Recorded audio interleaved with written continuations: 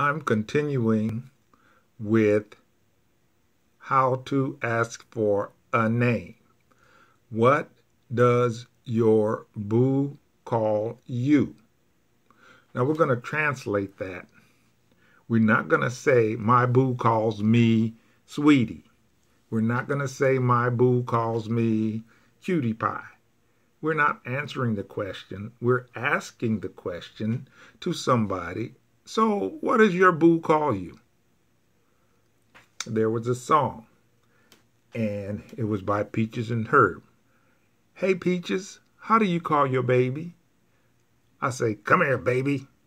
And if he doesn't answer, I say, you better come here, baby. And she says, I know she doesn't answer. Then he says, baby, oh yeah, my sweet baby. So he's telling her, he's answering the question.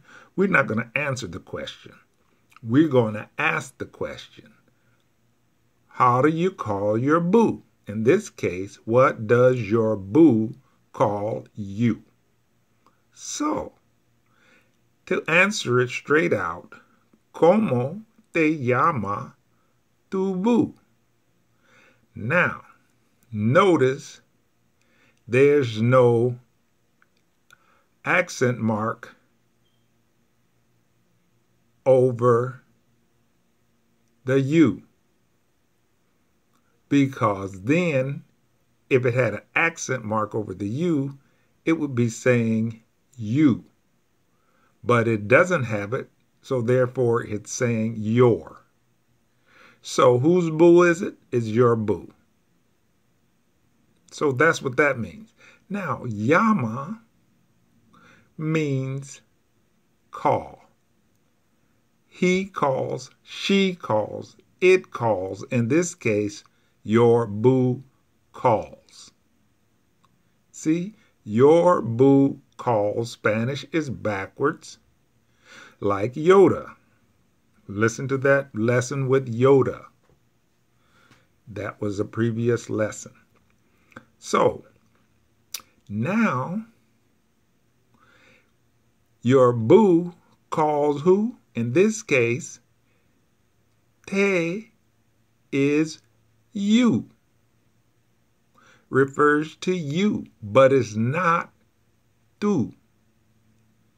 If it was tú, we'd have to put an S on the end of this, because whatever comes behind, whatever verb follows tú with the you, that means you got to have an S. And you guys already know that. If it has tú, it's got to have an S. This doesn't have tú, it has te. So it doesn't need an S. So, this says how you are called by your boo.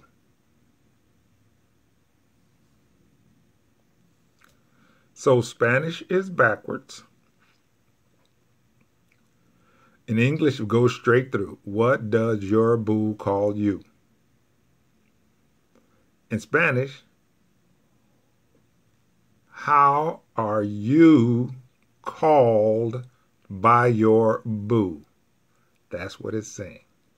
Let me give you one more example of how this refers back to that person.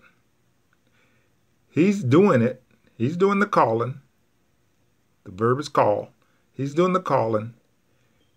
He's getting the reception of the call. He's the receiver. He's the doer. That's the receiver. Another example, how about to pay? You want to get paid? Yes. Let's look at to get paid. Okay, we're going to talk about getting paid.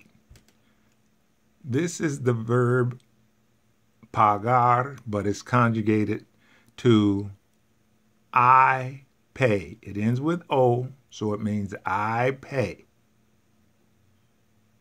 So, in this case, it's te. Te is you. Ends with O, so it's saying yo. Yo pago te. That's the way we'd say it in English. We would say, I pay you. That's the way we'd say it in English. I pay you. In Spanish, we say it backwards. We talk like Yoda. What's his name? Yoda. We talk like Yoda. Yoda says, you, I pay. So he says, you, I pay. That's Spanish. What about this one? Same verb conjugated with an N. If it's an N, it's ellos, ellas, ustedes pagan. Who do they pay? They. That's just like it was when I was telling you, how does your boo call you? So what does your boo call you? Call you. Tu boo calls you. So, tu boo, how does your boo call you? It's backwards. We said in English, what does your boo call you? Te pagamos. This is also pagar, means to pay. Conjugated, nosotros pagamos te. Nosotros, we pay you. We pay you.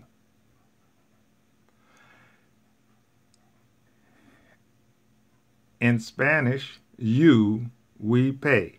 Just like Yoda. You, we pay.